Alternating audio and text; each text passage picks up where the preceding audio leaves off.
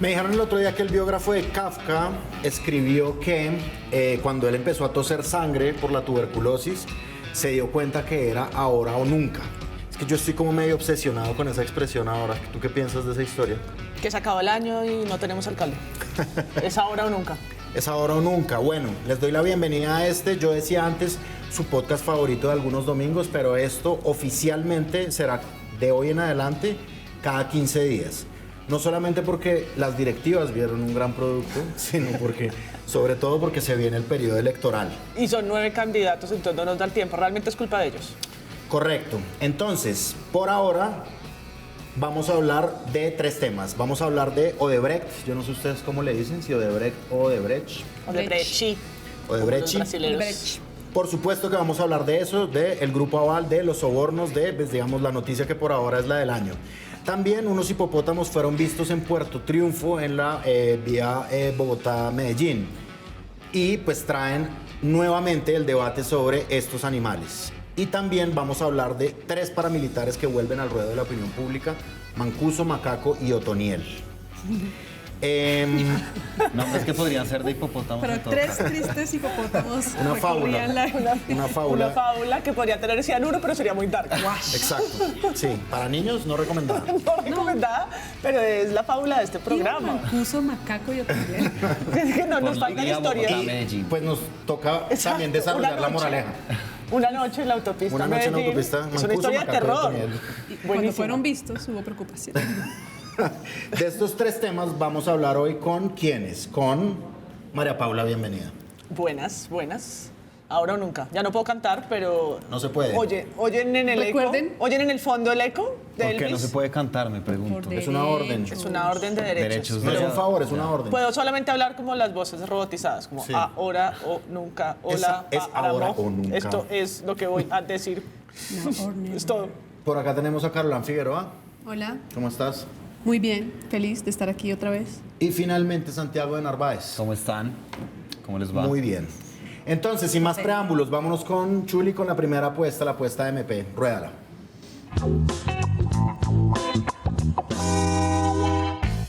Bueno, mi apuesta es casi que un acertijo, pero yo estoy pensando en quién es. No, es una capela que tampoco puedo cantar, pero es como quién es, soy yo, ¿no? Olvídame y date la vuelta. Porque estamos ante una incógnita en medio de lo que es el problema de corrupción tal vez más grande de América Latina y el que, por supuesto, nosotros tenemos ahí un pedazo grandote en lo que es Odebrecht y el lavallato que empezó en Brasil.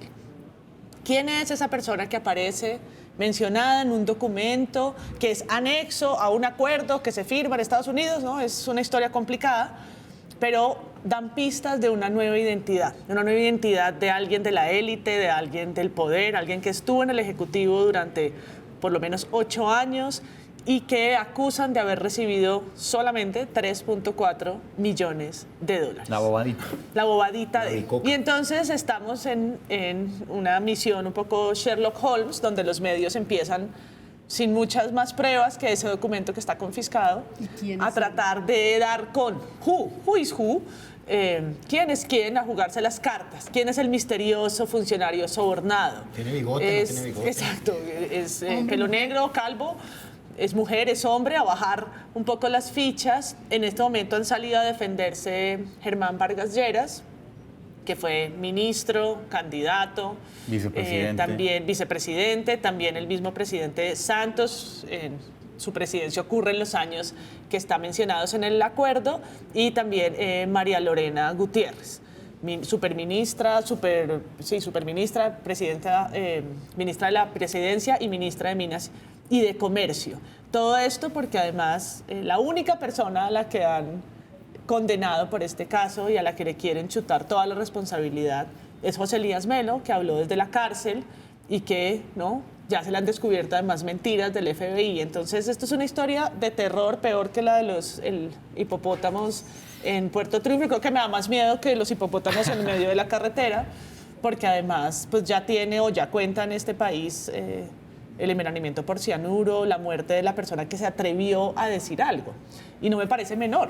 Es decir, esa persona que habló y empezó a decir aquí esto huele mal, pues la consecuencia fue rotunda. ¿Quién va a querer al final delatar quién es el funcionario número 3. A mí me da mucho miedo, porque me dan miedo quienes están enredados en esto y las formas como el poder logra también conseguir la impunidad.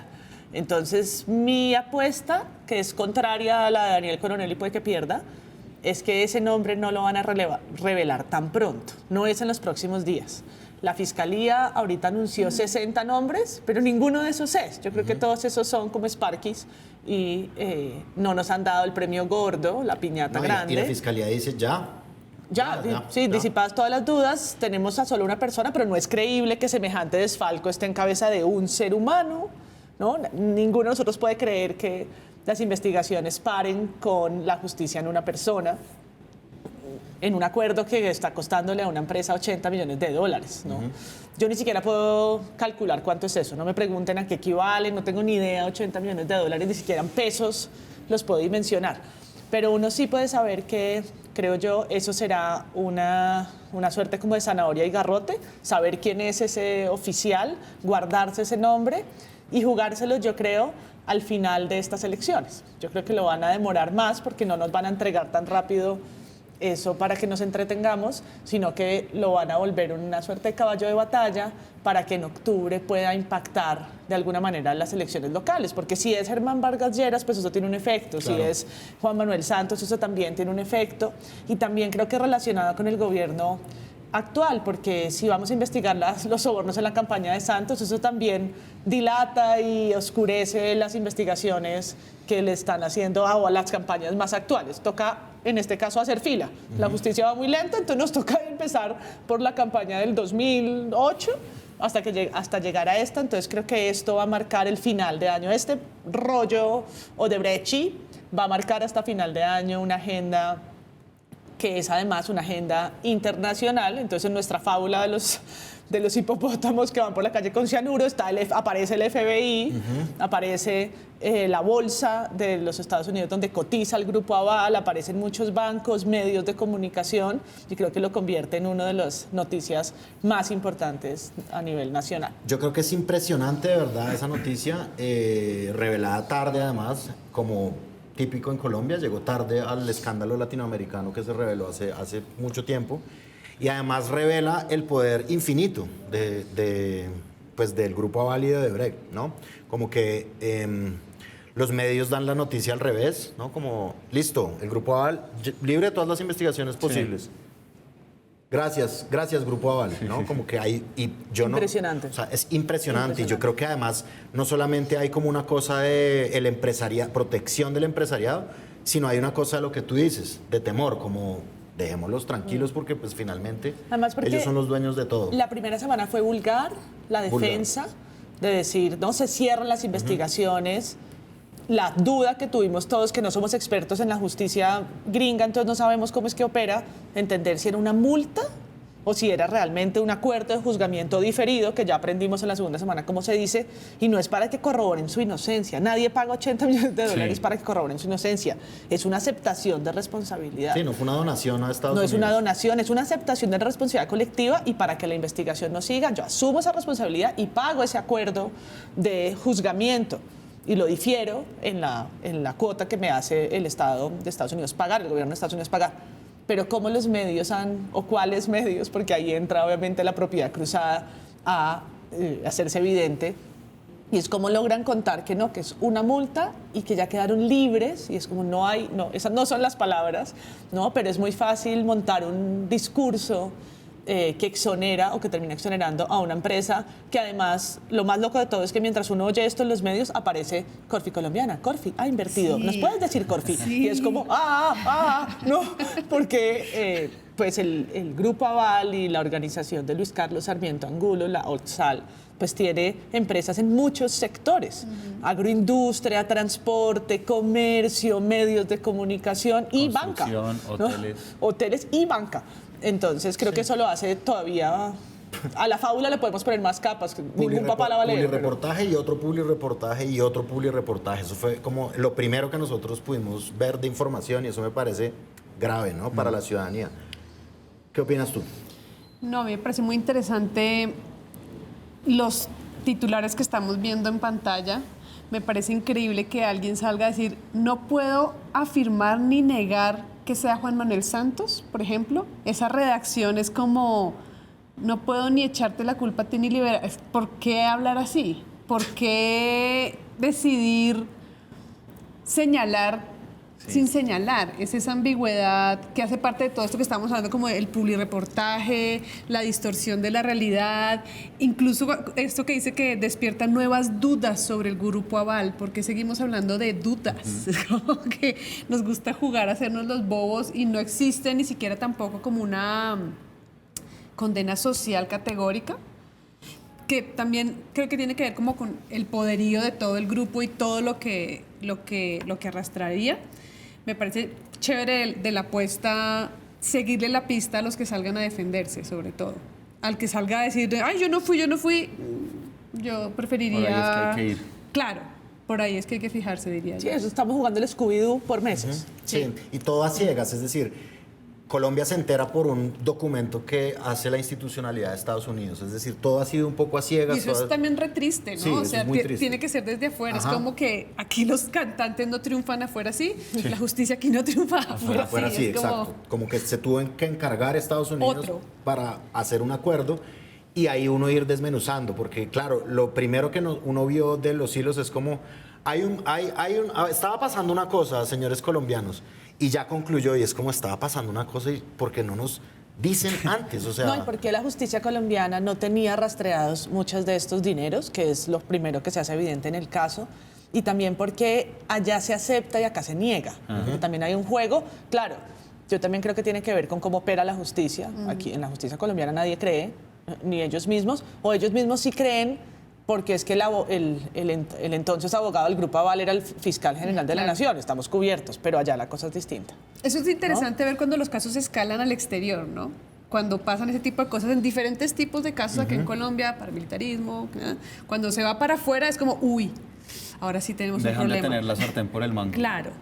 A mí me gustó esto que decías de cómo se juega, como en esta película Scooby-Doo, como la estructura narrativa y periodística es adivinemos quién está detrás. Porque pone la máscara. Sí, porque creo que nos digamos, lancen a esta estructura narrativa de tratar de descubrir quién es el culpable, desvía la atención de lo que es verdaderamente preocupante y grave, y es cómo funciona una estructura económica ligada al poder político y cómo se han dado, digamos, contratos y cómo se ha robado, digamos, el erario público y no pasa nada. O sea, lo grave es es que eso suceda, más allá de que sea este fulano o este fulano. En el gobierno de Santos sucedió, evidentemente, y eso hay que señalarlo y hay que decirlo con todas las letras en mayúsculas. Pero que sea el funcionario número 3, sea este o este otro, como que siento que a veces desvía un poco la atención de lo que es realmente importante, y es la justicia no opera cuando se trata de altos empresarios y de gente que tiene como negocios en distintas sectores de la economía, sí, cuando tiene medios de ruana, como exacto, cuando tiene comprados el medio de comunicación más grande en prensa del país. Sí, como que ese análisis creo que es el que hay que hacer con mayor énfasis para que haya de verdad una condena social y judicial y política eficiente, ¿no? Es que creo que también estamos resignados a que nada va a funcionar y que entonces lo que nos queda es jugar al detective. Porque de hecho el periodismo se monta en esa lógica y uno como audiencia se monta en esa lógica y hasta se entretiene. Porque es como, ¿quién es? ¿Quién es? Entonces ya no es un tema de... Sí, como el titular, ¿quién es el misterioso? Exacto. Sí, eso podría ser un título de un capítulo de Scooby-Doo. Absolutamente. Sí, y eso tiene música de suspenso atrás, pero además... yo me he puesto a pensar en la economía de politóloga y periodista paila, ¿cuántos son las cifras de estos desfalcos? A uno lo suele olvidar, como que uno ya no tiene claro cuánto fue de ciertos robos y demás, no sé, los Panama Papers, ese tipo de cosas. Pero si el acuerdo es de $80 millones, ¿cuánto es la otra? Sí. ¿Cuánto es el pez gordo?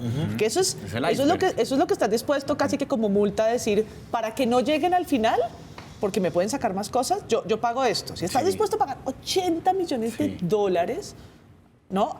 Háblenme, yo necesito como que me hagan el mapa económico de lo que fue la construcción de la Ruta del Sol 2, estos tramos, sobre todo cuando uno va en esa carretera y dice, es que no puede ser, no puede ser, porque al final pues es que yo puse un poquito de esa plata también, ¿no? Con los impuestos y con la contratación pública, y sobre todo porque los que andamos en esa carretera no son ellos que viven en Miami, sino nosotros. Entonces, creo que también hace falta mayor rigor, de no quedarse en el testimonio de si soy yo, quién soy yo, es él, sino volvamos a ver esto en tramos, platas, ¿no?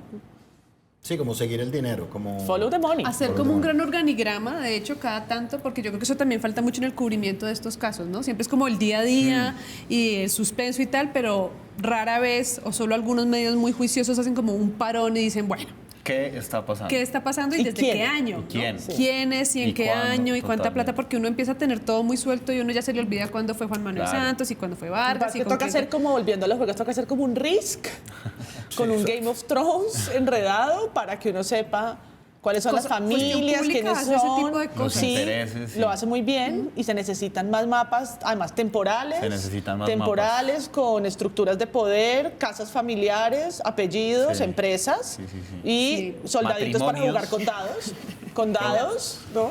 Para hacer todo esto como club, medios salas de club. comunicación. Sí, sí. Más club y menos Scooby-Doo sería la Eso, cosa. en rima y todo. Anótame esa, Chuli. En rima y todo, eso sí lo puedes decir porque no es canción. Ah, sí, sí, sí, sí, sí. Scooby-Doo. Yo creo que con esta frase Sugerencia. podemos pasar a la siguiente apuesta.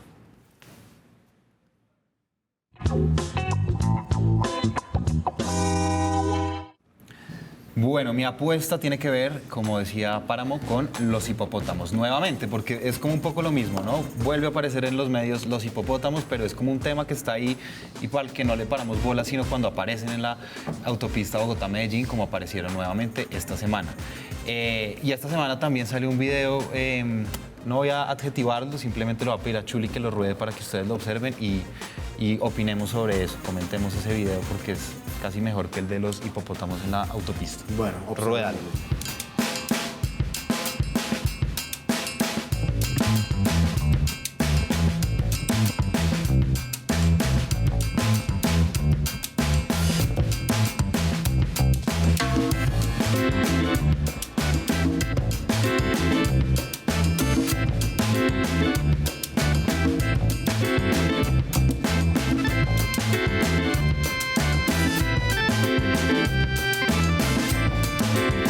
Bueno, no, pero un segundo. Opiniones. Bueno, el video lo que muestra es un bebé hipopótamo jugueteando con un perro no tan contento con la presencia del animal. Contento, eso no siempre Sí, bravo, eso no está siempre mostrando bravo. muela. Sí. Este video fue grabado en Doradal, municipio de Puerto Triunfo, donde digamos es el epicentro, a donde llegaron de hecho los hipopótamos que trajo Pablo Escobar en el 81, 3 hembras y un macho. Y muestra, me parece, o escenifica el problema socioambiental al que nos enfrentamos en este momento, porque este es un problema socioambiental de enormes dimensiones y para el que va a ser mucho más grave y casi que imposible resolver si no se actúa de manera inmediata. ¿Y por qué? En el 80 llegaron 4 hipopótamos y en este momento se calcula, según el Instituto Humboldt, la Universidad Nacional y el Ministerio de Ambiente, que hay entre 169 y 180 individuos en el valle, en la cuenca del río Magdalena. Yo vi un tuit de no me acuerdo qué usuario, en el que yo creo que es el mejor tuit que se ha hecho sobre este tema. Él dice que el mejor ejemplo que existe en el mundo del efecto mariposa es los hipopótamos en Colombia. ¿Por qué? Porque un gringo mete cocaína en Estados Unidos y hay hipopótamos en Colombia, como tuntún. Exacto, ahí podemos ver a los hipopótamos. Hay que recordar que para los hipopótamos el río Magdalena es básicamente el paraíso porque no hay depredadores, hay agua la mayor parte del tiempo, no como en África donde hay como pulsaciones de agua y hay sequías. Pero eso también es curioso, porque al final su hábitat natural, que no es este, o se parece a este, terminó igual transformando que esa especie pudiera reproducirse libremente aquí de esa manera. Es decir, hay muchos zoológicos que tienen hipopótamos y que quieren como tener las mismas condiciones que en África y no logran que los animalejos realmente sobrevivan o pues se reproduzcan. Acá, de manera libre, en un ecosistema que no es tan parecido, que no tiene ciclos de sequía aparentemente hay otras condiciones, las de ese río, porque incluso la especie necesita los depredadores, o sea, a pesar de que es tan distinto, pues resultó ser la más fértil, digamos, para que pudieran estar en el brazo del río Magdalena que entraba a la finca del señor Pablo Escobar. A mí siempre me han llamado la atención los mitos alrededor, como si lo trajo solo por narco excéntrico, si lo trajo porque entonces con el excremento de hipopótamo se tapaban los cargamentos de cocaína y los animales, los animales tipo perro en aeropuertos no los detectaban, que son todos los mitos de los 90, que yo los creo todos, porque los 90... O de puro dañado, ahí les dejo. Ahí les dejo. Ahí les dejo hasta que pasen ahí les dejo para que se acuerden de mi hipopótamos. Yo estuve en la hacienda Nápoles un día haciendo un documental y nunca se me olvida la foto que estaba ahí puesta muy grande, que era la foto de su asesinato, del de Pablo Escobar, que es pues la DEA y los agentes de la DEA, todos posando frente a un cuerpo que está con la camiseta levantada. Sí, es una imagen muy icónica. Es una imagen icónica, está ahí él, ¿no? Con sangre, y alrededor todos los hipopótamos, que además hay una foto de Pepe, el primero que mataron, muy parecida, ¿no? Triunfante, la casa de un hipopótamo y la casa del pez gordo del narcotráfico. Totalmente. Yo sé que hay otros como elementos de política pública de los que usted quiere hablar. No sé si queramos ver alguno. Sí, bueno, ¿qué es lo que pasa? ¿Por qué es grave que los hipopótamos, hay que recordar, por qué es grave que los hipopótamos estén ahí? Pues porque hay, afectan el curso hidrológico del río Magdalena, las heces, afectan el pH del suelo, el oxígeno del agua.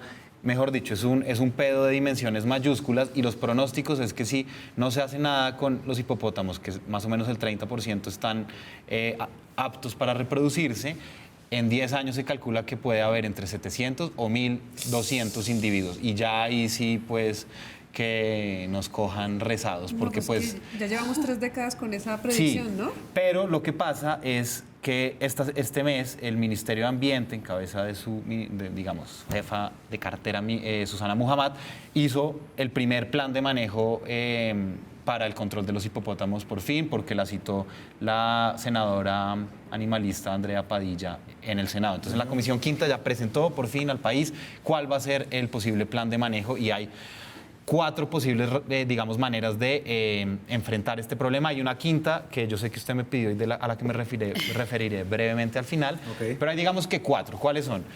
Eutanasia, castración, confinamiento, que esta es digamos la más imposible porque no se tienen ubicados. Confinar a 100 hipopótamos, pues difícil, digamos. Y la cuarta es exportarlos. El ministerio ha escogido estas 3, eutanasia, castración y exportación, como un plan, digamos, integral, porque ya se sabe, de nuevo, investigaciones científicas del Instituto Humboldt, la Universidad Nacional, que no se puede resolver el problema con una sola manera. No se puede castrar a todos los hipopótamos, es costosísimo. Hay un episodio muy bueno de Radio Ambulante en el que cuentan cómo es logísticamente complicado castrar a un animal y costoso. Entonces tiene que haber como una distribución de las soluciones. ¿Tenemos a la ministra? Tenemos a la ministra para que escuchemos a la ministra decir cuáles son las soluciones y cuál es el problema de dejarlos libres. Ruédala entonces, Chuli. Ya tenemos un problema grave y grande, y dejarlo crecer más va a ser un problema peor. En la biodiversidad interfieren con el manatí, con el chigüiro, con la nutria, destruyen su hábitat, cambian la dinámica comunitaria de las plantas acuáticas y por lo tanto de la nutrición de los peces y por lo tanto de toda la cadena alimenticia del Magdalena. Bueno, la ministra se ha referido a estos animales como ingenieros ecológicos, por lo que les describí anteriormente, cómo cambian la ecología del Magdalena. La propuesta del ministerio entonces es un plan a 10 años en el que más o menos se planea esterilizar a 40 individuos por año. La esterilización está en 40 millones de pesos por individuo. Ahí tenemos unas imágenes de pues cómo lucen. Es un problema muy grande, de verdad. Y la eutanasia está entre 15 y 20 millones de pesos, pero digamos, el gran costo monetario que esto significaría sería, como se dice, una inversión, porque de no hacerlo, tendríamos un problema nuevamente ecológico enorme. Lo que pasa es que no es solo un problema ecológico en el que el ser humano no está metido, porque ahí las poblaciones ya están participando de la relación con los hipopótamos. Ya hay turismo de personas en el Magdalena que van y muestran los hipopótamos, ya hay gente que vive de los hipopótamos. No, esto es un tema que yo sé que han venido canales a filmarlo, porque estos canales gringos que les encanta contar historias de Pablo Escobar, esta es una super historia. Es jugosísimo. Hipopótamos en Colombia. Y se han producido novelas, está la novela de Juan Gabriel Vázquez, hay una que me encanta a mí que es de Juan Pablo Villalobos, un escritor mexicano, en la que narra cómo un niño, hijo de un narco, hace que su papá traiga hipopótamos a este lado del Atlántico. En fin, la quinta solución, que es la que a veces circula por ahí, que se pregunta, bueno, ¿por qué no se comen a los hipopótamos? ¿Por qué no se comen a los hipopótamos? Es una pregunta que he hecho varias veces. Un hipopótamo es de hecho mucha carne. La caza y la ingesta. Exacto, de la caza a la ingesta. La pregunta es, pues, obviamente va a lugar. De hecho, en los años 60 hubo un plan en Luisiana, estado de Estados Unidos, por importar hipopótamos para resolver problemas del hambre. Y de hecho, la carne, a pesar de que pareciera que es carne grasosísima, no es así, es carne con muy poca grasa. Lo que pasa es que, y acá traigo 2 datos o 2 historias, en África, en el 2011, 500 personas salieron infectadas por anthrax luego de comer un hipopótamo que estaba contaminado con dicho virus. Y en Uganda, 4 personas murieron por una enfermedad rara luego de comerse un hipopótamo. Es decir, hay problemas de salubridad o riesgos de salubridad enormes, más con una población que tiene, digamos, que se ha reproducido de manera endogámica y donde puede tener infinidad de parásitos, bacterias o virus. Y el control sanitario sobre esa población podría ser muchísimo, digamos, de examinar si tienen cargas virales o bacteriales, puede ser muchísimo más costoso que matarlos o que castrarlos. Entonces, la solución, aunque parece obvia de comérselos, pues no lo es tanto. Okay. ¿Qué se viene y cuál es la apuesta? Bueno, esta es la primera vez, como decía, en el que un Ministerio de Ambiente se toma en serio este problema y muestra un plan de manejo con la población de hipopótamos. El problema, me parece, va a empezar cuando empiecen a tratar de castrarlos, encontrarlos y castrarlos, o directamente hacerles la eutanasia. Porque obviamente hay como en este debate un bando, una facción, una corriente que considera que no hay que asesinar a los animales, ¿no? Claro.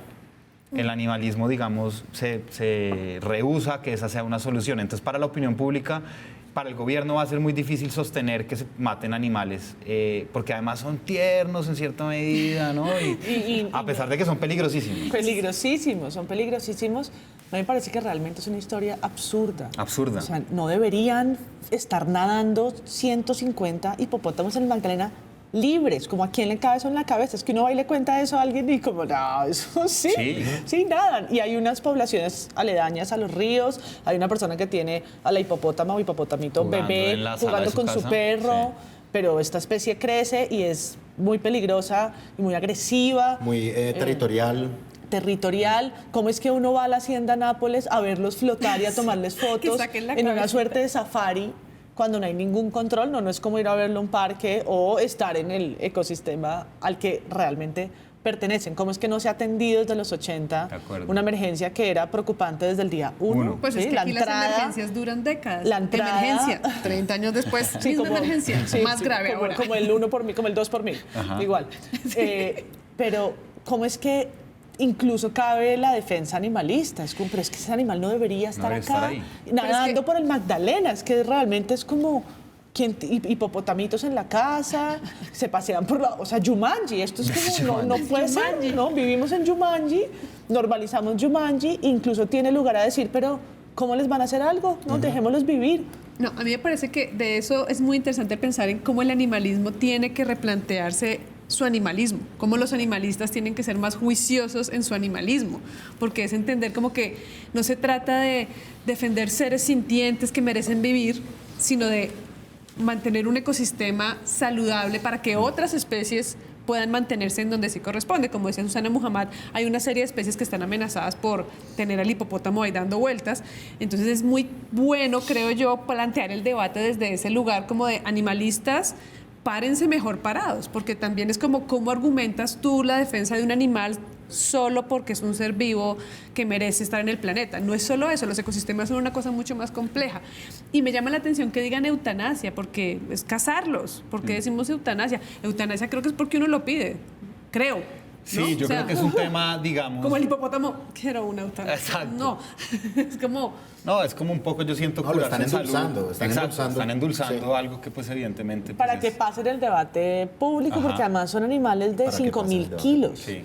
3.000, 4.000, Y que 5.000 exporten kilos algunos es cada, bueno también. cada uno. Ah, bueno, Salvar a respecto unos. a A mí me Sí. parece, hay una Pueden cosa como- donar especies a parques A naturales, a santuarios, zoológicos sí. y santuarios Es que que todo eso están es buscando plata. especies. Pero- Cada bicho es plata. 5.000. Castrarlo, cazarlo o exportarlo. En teoría la exportación es la que menos le costaría al Estado colombiano porque ahí quien asume la responsabilidad económica es el santuario que lo Que lo pide, recibe. que son en este momento se sabe de privados, en México, en Filipinas y en la India, es decir, santuarios administrados por empresa privada que tienen que mandar, solicita transportar 5.000 kilos Exacto. de un animal dormido durante no sé cuántas horas. El capítulo de Reambulante es de verdad, ¿no? Misión imposible, tun, tun, tun, ¿no? El hipopótamo se les va a caer la cabeza. Esto Eso debe es ser muy complicado, sí. porque pesa mucho. Claro. ¿Y cuántos pueden mandar a la India? Pues yo creo que uno. Y ojalá no se despierten en el viaje. Por Ojalá favor. no se despierten. Como en Jurassic Park, como, uy, se despertó esta vez, ¿qué hacemos? ¿Y ahora qué En hacemos? verdad, sí es de película. Y yo creo que hay un tema también ahí, como lo que decía Caroline, yo me le pego un poquito, como entender el todo, ¿sí? Es decir, en esto Totalmente. hay que entender el todo, un poco las declaraciones de Susana Muhammad, la ingeniería ecológica y todo eso.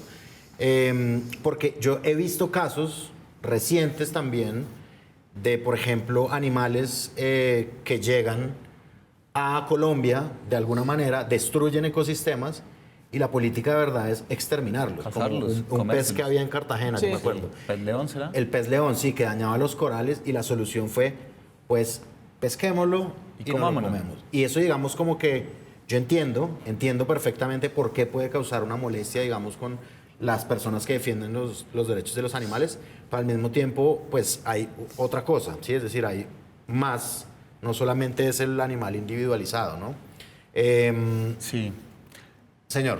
No, simplemente para cerrar, creo que con esto que usted dice y también retomando lo tuyo, sí siento que el animalismo en este tipo de situaciones muestra o se encuentra en un entuerto ideológico del que no puede Difícil. escaparse porque pues desconoce las relaciones que implican un ecosistema y el equilibrio que se tiene que sostener. Y por otro lado, sí me parece que esta es una de las herencias... Gracias, Chuli. Esta es una de las herencias o legados de Pablo Escobar, pues que más va a perdurar en caso de que no se corrija. Sí, incluso más que, o sea, no sé si comparar esto pues es difícil, pero pues con efectos en el tiempo y los daños ecológicos que puede tener, va a ser muy grave. Bueno, y finalmente pasaremos a la apuesta de Caroline. Entonces, Chuli, por favor, ruédame la cortinilla.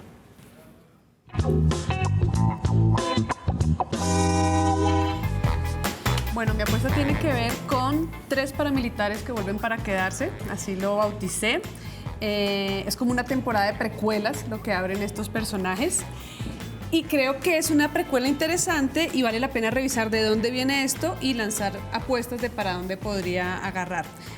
Nuestros 3 paramilitares queridos son Mancuso, Macaco y Otoniel. Creo que es importante recordar que Mancuso ya pagó una condena en Estados Unidos y en este momento está como en un limbo migratorio, ¿no? O lo vuelven a Colombia o lo mandan para Italia, pero está detenido allá, pero ya es libre, digamos. Y fue nombrado gestor de paz del presidente Gustavo Petro en agosto. También en agosto, Macaco, Carlos Mario Jiménez Naranjo, alias Macaco, habló durante un encuentro para la verdad y la no repetición organizada por la Cancillería el día del temblor y dijo cosas muy interesantes. Vale la pena recordar que Macaco fue condenado en el 2011 a pagar 33 años de cárcel en Estados Unidos, pero en el 2019 quedó libre, se vino para Colombia y desde entonces está en otra suerte de limbo de condenas. En este momento está en la cárcel de Itagüí, vino a Bogotá solo a hacer esa declaración, esa audiencia.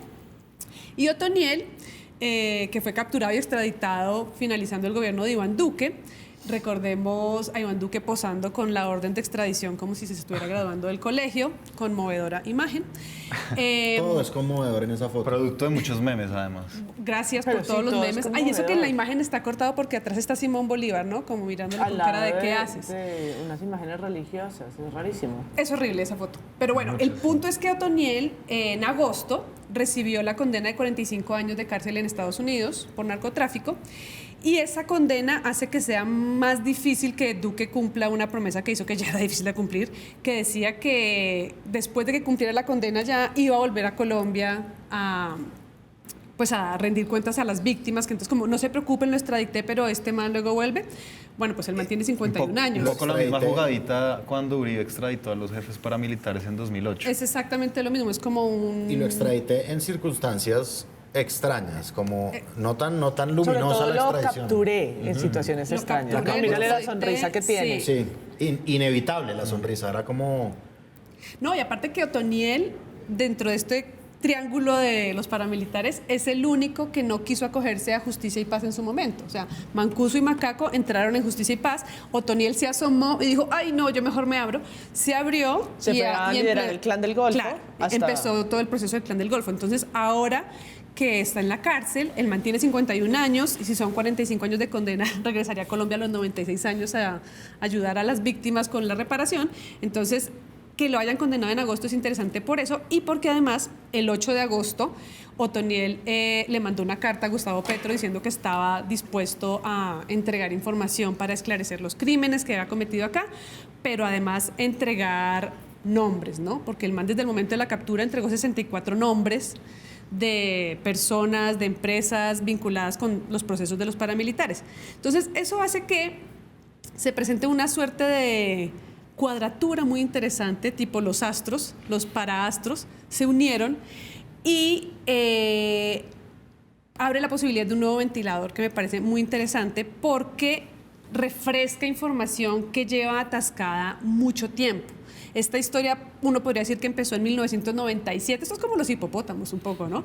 La historia empezó en el 97 cuando estos decidieron hacer las autodefensas, pero también empieza en el 2005 cuando Mancuso y Macaco hacen parte de Justicia y Paz, y como que vuelve y empieza cuando cogen a Otoniel y Otoniel dice, quiero colaborar.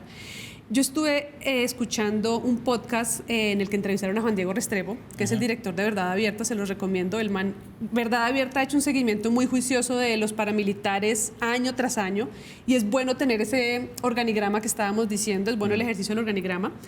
Y él decía que fruto de las declaraciones de Mancuso y Macaco en Justicia y Paz se expidieron 18.000 compulsas, es decir, informes de hechos que deberían ser investigados, 18.000. Que hasta el momento siguen sin ser investigados. Y él decía que esas 18.000 compulsas se quedaron atascadas porque generaron un cuello de botella en la fiscalía, que no es la fiscalía como, o sea, la institución, pero eso habla de 9 fiscales que han pasado desde ese momento hasta ahora, y que con las nuevas posibles fiscales podrían desatrasarse un poco. Hay que ver este trancón de investigaciones en este nuevo contexto. Por eso me parece que es interesante. Él hablaba de que están pendientes de investigación más de 200 empresas y más de 1.300 terceros vinculados. Volvemos un poco a Odebrecht también, ¿no? Toda esta gente que está untada hace décadas, es que hipopótamos, Odebrecht, paramilitares, 3 décadas de historia sin resolver, digamos, que ahora, dadas las circunstancias, podrían tener como una agilizada, digamos. No digo yo que se vaya a resolver del todo, pero sí podría abrirse nuevas puertas, porque por un lado, Mancuso y Macaco ya cumplieron condenas, todavía conservan el rencor de sus extradiciones, ambos, y hay nuevas circunstancias para hablar. Pueden hablar entre la JEP, que es diferente a lo que hicieron con Justicia y Paz. La JEP tiene otro respaldo, recordemos que la JEP estuvo súper boicoteada por Iván Duque, no querían que la JEP siguiera, ya la JEP recibió apoyo internacional también, hay hay un respaldo al trabajo de la JEP en general, hay espaldarazos para ella Y así como han ido avanzando los casos de los falsos positivos, por ejemplo, en este caso con los paramilitares podemos empezar a ver avances lentos como el andar de un hipopótamo, pero seguros, digamos. Esto yo creo que sí van como los hipopótamos, que ellos se reproducen firmes. Entonces, creo que esto es interesante seguirlo para ver cómo se nutre el caso 8 de la JEP, que sería el caso de crímenes cometidos por la fuerza pública, agentes del Estado, en asociación con grupos paramilitares o terceros civiles del conflicto armado, ese es el nombre del caso. Y adicionalmente está muy interesante que esta gente viene a hablar en el gobierno de Gustavo Petro, que es el que más ventiló en su momento la parapolítica, que de alguna manera estoy segura tiene nombres, que estos tres también tienen nombres y tienen evidencias. Entonces, me parece incluso más apasionante que el Scooby-Doo de Odebrecht, porque me gusta que se renueve información tan antigua y por las dimensiones, ¿no? Así como con Odebrecht no sabemos hablar de números porque son enormes, aquí hablar de la cantidad de gente untada, han hablado de Ecopetrol, han hablado de muchos políticos, han hablado de universidades, y digamos que Mancuso ya lleva como 4 audiencias en las que ha dicho más o menos lo mismo, ya todos sabemos más o menos qué dice él, pero Macaco sí dijo cosas novedosas el día del temblor. Habló de Néstor Humberto Martínez, habló de Leonidas Bustos. De Leonidas Bustos, habló nuevamente de Ecopetrol. Macaco abrió una puerta, digamos, más grande, sobre todo porque Macaco en su momento llegó a liderar a 7.000 paramilitares, o sea, él tenía... O sea, lo que tiene esta gente en la cabeza es enorme y es muy interesante. Otoniel está atascado en Estados Unidos, pero ya habló de su intención y siguiéndole uno la pista cómo ha funcionado esto década tras década, se da cuenta que nada está del todo cerrado, ¿no? Cuando dicen, no, fue extraditado, ya se salvó, no, estas cosas dan unas vueltas y dan giros según cómo estén las circunstancias. Entonces... Es que aquí parece, exacto, aquí parece que hubiera como lo mismo pasa con Odebrecht, ¿no? Como cerramos y quedan todas las dudas despejadas y Colombia avanza. Siempre hay unos hilos que vuelven. A mí de esto me llama la atención 2 cosas. Uno es que muestra, como en Odebrecht, la falla que ha habido desde muchos actores, el Estado, los medios, para contar mejor y para investigar mejor. O sea, si realmente la verdad de un asunto depende de que una persona, jefe paramilitar que ha cometido N.000 crímenes, empiece a hablar en unas audiencias para que los demás tomen nota, ¿no? O sea, muchas masacres de este país se resolvieron cuando las personas que trabajaban bajo las líneas de ellos iban y decían y tomaban nota para ver si encontraban a las personas, como no había un mejor registro en las entidades del Estado, que tenía que ser a punta de testimonios en los que siempre se está jugando su propia vida también y su propia libertad, ¿no? Yo creo que no pueden ser vistos tampoco con tanta vehemencia, ¿no? Como, claro, todo lo que estás diciendo, lo estás diciendo, y lo que no estás diciendo, porque tu interés es los 25 años que tienes en juego de cárcel, ¿no? Estas audiencias no son como, no, tomen nota que aquí está la verdad revelada. Ninguno de ellos quiere hacer la verdad revelada sin nada a cambio, ¿no? Siempre están haciendo, creo yo, todo el tiempo transacciones por algo, ¿no? Que tienen un valor que no es plata, como en el caso de Odebrecht, no es plata. Acá se están jugando sus años, ¿no? su libertad. Entonces creo que no es fácil tampoco entender, porque además cambian de versión, ¿no? En un año uno, pero un momento, ¿no? En un año algo pasa o mueren 2 testigos y la historia da la vuelta. Y lo segundo es, ¿por qué cuesta tanto escucharles, ¿no? Yo siento que esas audiencias son históricas, ¿no? Entender lo que narran incluso desde ese lado del lenguaje, o sea, cómo lo dicen, cómo se expresan, los años que les ha dado una distancia frente al relato, han pedido disculpas, han hablado como victimarios también. Eso es muy difícil de poner en el escozo mediático, porque no queremos escuchar, porque no se merece ni siquiera la escucha, ¿no? Porque frente a la población carcelaria y frente a quienes han cometido algún tipo de crimen, hay un rechazo social muy grande que invalida mucho sus declaraciones, mientras que las del poder y las del cuello blanco pues son como ampliamente difundidas, ¿no? Se les da un eco muy grande. Siento que a estas no tanto, ¿no? A pesar de la importancia. Y estas se les legitiman como también por los nombres que salen. Siempre ha habido como esa de, pues, ¿qué le van a creer a esos bandidos, no? Hay un relato y un contrarrelato desde hace mucho tiempo en eso, ¿no? Pero a ver, ¿cómo le van a creer a un bandido que está por ahí diciendo cosas? Y es como, yo creo que de verdad hay como un hilo demasiado enredado en Colombia, ¿no? Sí. Como que, por ejemplo, a mí lo de el ELN con Ecopetrol, como lo que volvió a salir a la luz pública y que se ha denunciado, yo me sorprendo todavía de que la gente se sorprenda que eso pase en Colombia, ¿no? Como nosotros sabemos, digamos, todos los líos que hay por tierras, por ejemplo. ¿Sí? Las tierras en Colombia no están saneadas. Las tierras en Colombia, hay una disputa entre la legalidad y la ilegalidad, y de repente si uno coge un predio y hace una trazabilidad, encuentra que es una tierra despojada y antes más despojada y antes redespojada y otra vez redespojada. Y entonces hay como un y parcelada. Hilo. Ajá, exacto. Y hay un hilo demasiado enredado en todo esto. Y lo mismo pasa en este tema, como que sigue pareciendo sorpresivo que el paramilitarismo se haya aliado con la política. Sigue pareciendo demasiado sorpresivo el paramilitarismo aliado con las empresas y como que... Y yo digo, pero a ver, no nos sorprendamos de eso. Es decir, como que es... Yo creo que eso es negacionismo, no es sorpresa. Y creo que pasa un poco lo mismo, guardando las distancias, con la postura animalista y los hipopótamos. Es como, mira el cuadro grande, deja de sorprenderte por este pedacito y mira el cuadro grande. Y en ese orden de ideas del cuadro grande, hablando de reparación para las víctimas, por ejemplo, entender que esta gente aportará cosas para empresas y políticos, pero también aporta información sobre personas desaparecidas, por ejemplo, que son cosas que tanto Mancuso como Otoniel y Macaco también están ofreciendo, ¿no? Como voy a dar información de personas que fueron enterradas en la frontera de Ecuador, en la frontera de Venezuela, comunes. Y que toda esa gente tiene unos familiares que lleva décadas esperando encontrar un cadáver para dar por cerrado un duelo que queda suspendido en el tiempo. Entonces, desde ese lugar creo que es muy valioso pararse a escucharlos. Escucharlos y decir, te creo esto, no te creo esto, pero escucha, porque hay cosas que sí o sí son verdaderas y que hacen parte del posconflicto. Incluso para contrastarlas, hay que escuchar. No, yo creo que estas tres apuestas, incluida la de los hipopótamos, tienen que ver con algo, y es cómo se cuentan las historias en Colombia y quién las cuenta. Y me parece que esta de los tres paramilitares que están volviendo a hablar pone en escena, y la de Odebrecht, por supuesto, también, eso de manera muy clara. Porque, por ejemplo, cuando Mancuso habló en estas audiencias hace unos meses, en realidad lo que decía ahí, como ya sabemos, no era nuevo, pero sí era nuevo que estuviera otra vez expuesto en la opinión pública y que se volviera a hablar de eso, y que Francisco Santos hubiera vuelto a ser nombrado como impulsor del bloque Capital.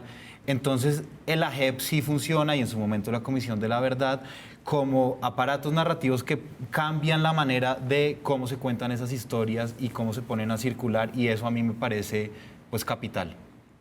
Capital ahora. Capital, Sistema de Comunicación Pública. Y bloque Capital.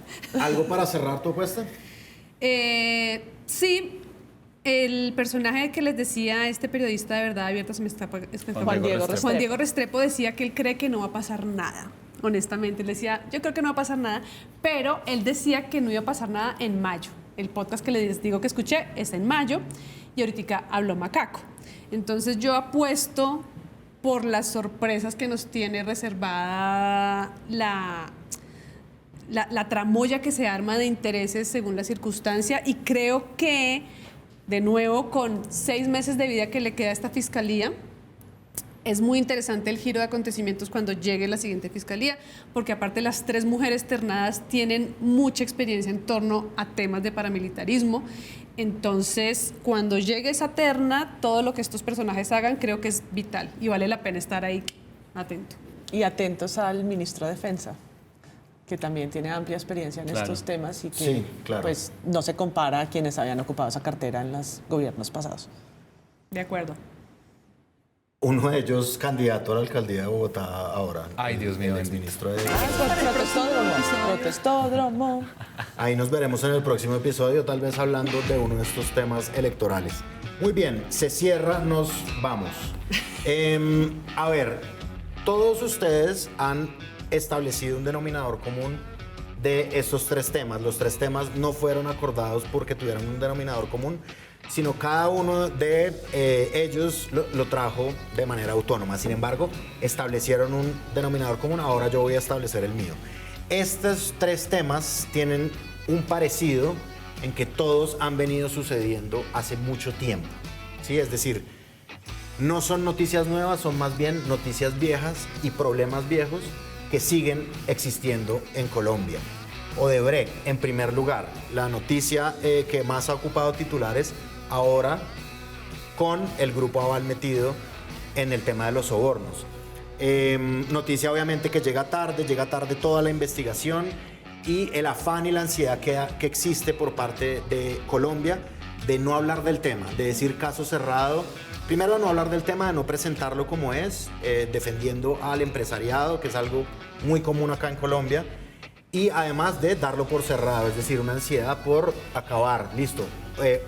Disipadas todas las dudas, oscuridad total. Sigamos de nuevo, adelante. Siga Colombia con el pues, progreso. Trabajen, hermanos, porque es que esa deuda no se va a pagar sola. Esa deuda no, ese pago que ya donaron al gobierno de Estados Unidos no se va a pagar solo, se va a pagar con una cosa que ha estado diciendo mucho la gente en la opinión pública, es se va a pagar con lo que uno usa todos los días, porque si uno va y se da cuenta, pues, el dinero está ahí circulando en las cosas de ellos. Peajes. En sus peajes, en sus carreteras, en su etcétera, etcétera. Y no hablemos más de eso, por favor. Y yo ahí resalto algo que digo María Paula, la gente tiene miedo también de hablar de eso. Y pues hay al menos indicios de por qué tienen miedo a hablar de eso. Los hipopótamos, el problema que trajo Pablo Escobar, entre muchos otros que trajo. Los hipopótamos que se reproducen y que son muy grandes y son muy agresivos y pues están por ahí ya paseándose, digamos, al lado de los perritos de la gente. ¿Qué hacer con eso? Digamos, es una cosa que yo digo acá, sí se tiene que hablar porque, de nuevo, el denominador común es ese. No se habla y pues claro que se tiene que hablar mucho más allá de, pues de la protección animal.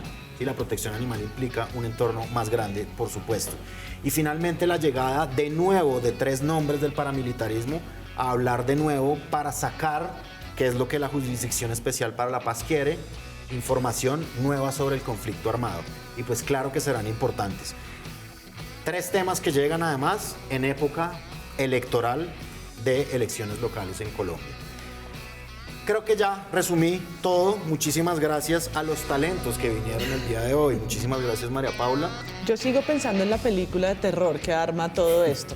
Como cuando uno jugaba con los dados, como un personaje, hipopótamo, un problema, corrupción, un lugar, la JEP, o una carretera de Colombia. Cianuro. Una sustancia cianuro. Y ahí, tan. Colombia. Muchas gracias, Carolán Figueroa. Muchas gracias por decirme talento, me encanta que me digan talento. Así se les dice en la televisión. Muchas gracias, Santiago. Gracias, para reiterar eso, menos Scooby-Doo, más mapas, yo creo. Más mapas conceptuales, Más sin mapitas, tanto sí. hilo rojo, ¿no? Clue y Risk. Clue y Risk son tus juegos. Exacto, gracias. Bueno,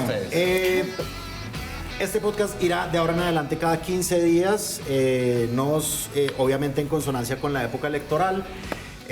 La producción general de este podcast la hace Tiziana Arévalo, la producción al aire la hace Julián Gómez, a quien nos hemos referido durante todo el episodio como el Chuli. ¿Qué más? Bueno, este podcast se puede ver por Spotify, yo lo digo bastante, pero porque me gusta bastante que se pueda ver además aquí en este set. En la pantallita. En la pantallita. Y en YouTube.